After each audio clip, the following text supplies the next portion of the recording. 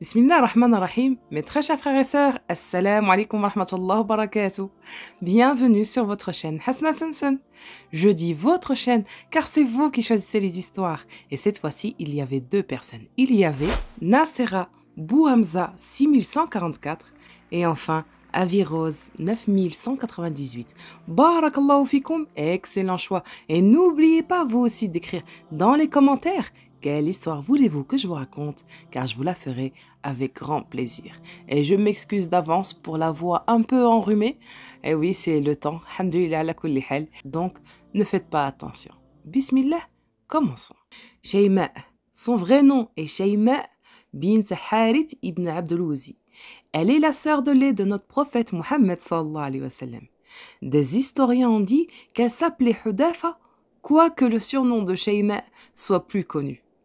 Son père fut Al-Harith al-Sa'di et sa mère Halima Sa'diya, alors que son frère de lait fut notre Mohammed sallallahu alayhi wa sallam, notre prophète. Il était de tradition que les femmes de la tribu de Quraysh envoient leurs fils et filles après leur naissance au désert, notamment lors de leur période d'allaitement, afin d'affermir leur corps et pour qu'ils apprennent l'éloquence des gens du désert. Ainsi, lorsque Amina bint Wahab mit au monde son enfant, dont le père était Abdullah, fut tué avant de le voir, les femmes issues des Bani Sa'd refusèrent d'allaiter le petit Mohammed car il était orphelin. Vu qu'elles recherchaient tous un petit bébé qui aurait un père généreux capable de leur donner de l'argent. Sauf que Halima Sa'diya accepta d'allaiter l'orphelin Mohammed et sa maison ne tarda pas à s'emplir de bénédictions. Halima Sa'diya allaita donc Mohammed sallallahu alayhi wa sallam, alors que sa fille Shayma se chargeait de jouer le rôle de grande sœur.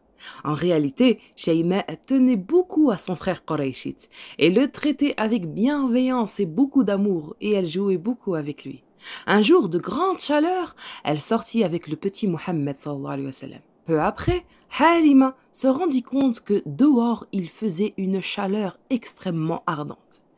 Elle sortit et demanda à sa fille d'emmener tout de suite le bébé, vu qu'il faisait considérablement chaud. Et subhanallah, alors qu'elle était en train d'engueuler sa petite fille, elle fut étonnée d'entendre Shayma lui dire « Mais maman, ne crains rien, il y avait un nuage blanchâtre qui le protégeait et l'ombrageait quand il s'arrêtait ou avançait. » Subhanallah.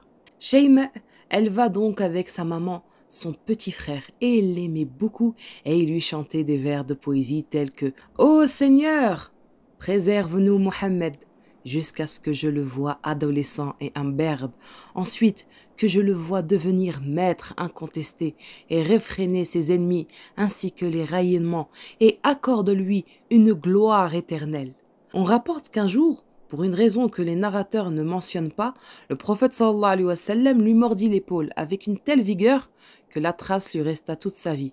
Mais elle ne eut pas à le regretter, car plus tard, lorsque le prophète sallallahu alayhi wa sallam envoya une expédition militaire à Hawazin pour combattre la tribu de Bani Sa'd, l'armée du prophète gagna la bataille et fit un certain nombre de prisonniers, parmi lesquels se trouvait Shayma. Cette dernière leur dit « Je suis la sœur de votre homme ». Arrivée au prophète sallallahu alayhi wa sallam, elle lui dit « Oh Mohammed, je suis ta sœur, Shayma ». Elle lui rappela l'incident et lui montra l'incision sur son épaule. Et le prophète Mohammed sallallahu alayhi wa sallam la reconnut aussitôt et des larmes coulèrent de ses yeux. Et le prophète sallallahu alayhi wa sallam la traita avec tous les égards dus à une sœur bien-aimée, lui laissant le choix entre rester avec lui ou rentrer chez elle auprès des siens. Elle choisit la dernière option. Elle s'est convertie à l'islam et le prophète sallallahu alayhi wa sallam lui donna des chameaux, un troupeau de moutons et une servante qui s'occupa d'elle. Après la mort du prophète sallallahu alayhi wa sallam, elle n'a pas cessé de prouver son amour pour lui. Elle a cru à son prophète Mohammed sallallahu alayhi wa sallam et elle avait une foi très très forte.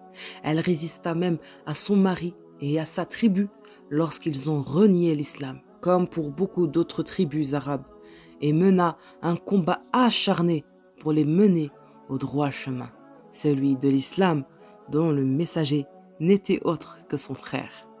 Et voilà mes très chers frères et sœurs, nous sommes arrivés à la fin de cette vidéo. دمتم في رعاية الله وآمنه والسلام عليكم ورحمة الله وبركاته.